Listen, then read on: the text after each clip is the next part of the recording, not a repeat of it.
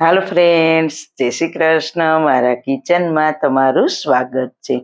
તો મિત્રો, શિયાળો આપણા દરવાજા ખખડાવી રહ્યો છે, તો શિયાળા માટે સ્પેશિયલ હેલ્ધી દૂધની રેસીપી આજે આપણે બનાવીશું.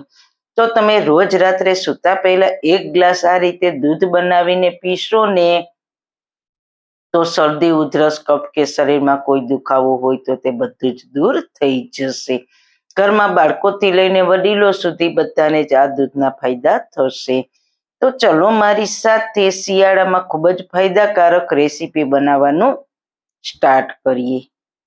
રેસીપી સ્ટાર્ટ કર્યા પહેલાં જો તમને મારી રેસીપી ગમતી હોય અને હજુ સુધી ચેનલને સબસ્ક્રાઈબ ના કરી હોય તો પ્લીઝ સબસ્ક્રાઈબ કરજો અને બાજુમાં આપેલ બેલ આઇકન પ્રેસ કરજો, એટલે નવી નવી રેસીપીના નોટિફિકેશન મળતા રહે. તો શિયાળા માટે ખૂબ જ ફાયદાકારક રેસીપી બનાવવા માટે એક વાસણમાં 1 ચમચી ઘી એડ કરીશું. ઘી ગરમ થાય એટલે તેમાં આપણે 1 ચમચી લીલી હળદરને છીણીને એડ કરીશું. ગેસની ધીમી આંચ પર હળદરને ઘીમાં સારી રીતના શેકવાની છે. જો તમને આ રીતના લીલી હળદર ના મળે તો હળદર પાવડર જે આપણે રસોઈમાં વાપરીએ છીએ તે 1 ચમચી લેવાનો. ગેસની ધીમી આંચ પર હળદરને 2 મિનિટ ઘીમાં શેકીને પછી તેમાં 1 ગ્લાસ દૂધ એડ કરીશું. દૂધને મીડિયમ ગેસની ફ્લેમ ઉપર ઉકળવા દઈશું. તો તમે જોઈ શકો છો દૂધ સરસ રીતના ઉકળી ગયું છે. તો ગેસની ફ્લેમ બંધ કરીને તેમાં 1 ચમચી મધ ઉમેરીશું. મધની જગ્યાએ તમે ગોળ કે મિશ્રીનો પણ ઉપયોગ કરી શકો છો. મધને સારી રીતના દૂધમાં મિક્સ કરી લઈએ.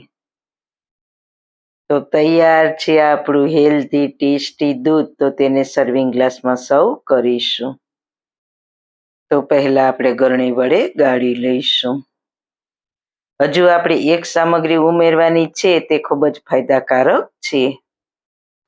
તો તે સામગ્રી છે 1 ચમચી જેટલો મિક્સ ડ્રાયફ્રૂટ પાવડર, તે એડ કરીશું. તેને મેં ડ્રાયફ્રૂટને પીસીને પાવડર પહેલાં તૈયાર કરી લીધો છે. તમે તમારી ચોઈસ પ્રમાણે ગમે તે ડ્રાયફ્રૂટ ઉમેરી શકો છો.